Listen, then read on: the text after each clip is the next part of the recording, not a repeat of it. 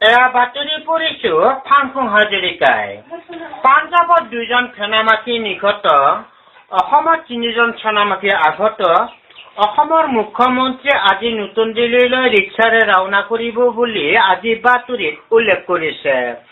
পাঞ্জাৱৰ সেনামাখীৰ মাজত গুলীয়াগুলী চলি আছে। গুলীয়াগুলী চলি আছে যদিও এতিয়াও গণ্ডগোল কমা নাই বুলিও বাতৰিত উল্লেখ কৰিছে। অলপতে শৰাইঘাট ব্ৰিজৰ তলত বেচা মাছৰ হেঁচা লাগি এখন পানী জাহাজ 3 টুকুৰা হৈ যায়। প্ৰশান্ত মহাসাগৰত 2টা দৰিকণা মাছ খাব নাপাৰ বিনিময়ত আজি ৰাতিপুৱা 9টা বজাত ব্ৰহ্মপুত্ৰ হোটেলত মৃত্যুবৰণ কৰে বুলিও বাতৰিত উল্লেখ কৰিছে। আপোনালোকে বাতৰি শুনিছে আকাশবাণী গুৱাহাটী লিংকি সিঙাৰ পৰা। যোৱাকালি দুপৰীয়া 12টা বজাত অসমৰ হাতীটো সাগৰটো ইপাৰ সিপাৰ হ'ব খোজাত মাউদৰ আণ্ডাৰপেণ্টটো খহি পৰাত হাতীটো লাজ পাই ডুবি যোৱাৰ ফলত সেনামাখী পাৰত হুলস্থুল হৈ পৰিছে। যদিও এই হাতীটো উদ্ধাৰ কৰিব পৰা নাই বুলিও এতিয়াও বাতৰিত কোৱা হৈছে। এতিয়া শুনক নিয়োগ বাতৰি। এই অঞ্চলৰ কাউন্সিলৰে জনাইছে যে এইখিনি ঠাইত কেইটামান মদুৰ পদ খালী হৈছে, তাৰ বাবেও আবেদন পত্ৰ বিচাৰিছে।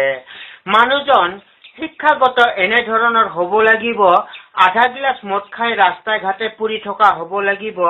দ্বিতীয়তে 1.5 গিলাচ মদ খাই ডেকা চেঙৰাৰ লগত তৰ্ক কৰি মুখত ঘচা খাই ক'লা ক'লা দাগ থকা হ'ব লাগিব।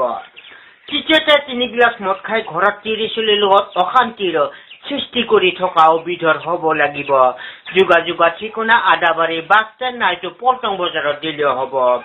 গুৱাহাটীত কেইটামান পকেটমাৰৰ ওপৰত পকেটমাৰ খালী হৈছে, তাৰ বাবেও আবেদন পত্ৰ বিচাৰিছে। মানুহজন শিক্ষাগত এনেধৰণৰ হ'ব লাগিব, পকেট মাৰি ধৰা পৰি ৰাইজৰ কোবত পিঠিৰ চাল যোৱা হ'ব লাগিব। হিন্দী শুনাত 1 নম্বৰ হ'ব লাগিব। কোনোবাই মাইকী মানুহ কামাখ্যা মন্দিৰৰ পঠা ছাগাল নিয়া দেখা পালে তাৰ হাতৰ পৰাও কাঢ়ি নিয়া ক্ষমতা হ'ব লাগিব। যোগাযোগৰ ঠিকনা গড়েশ্বৰ বাছ ষ্টেণ্ড নাইটো খ্ৰীষ্টান বস্তিত দিলেও হ'ব। এতিয়া শুনক নিৰদেশ সম্পৰ্কীয় বাতৰি। যোৱাকালি দুপৰীয়া 12টা বজাত গড়েশ্বৰ কলেজৰ পিছচাইডৰ পৰা এজনী ছোৱালী নিৰদেশ হৈছে। ছোৱালীজনী ওখই চাপৰকে চুটিকে হালিয়া মেখেলা পিন্ধাকে, বুকুখন উঠা চুলিকেইডাল গোঠা, গলত গলমুনি, হাতত হাত ঘড়ী, পিন্ধনত শাৰী, কপালত ফট।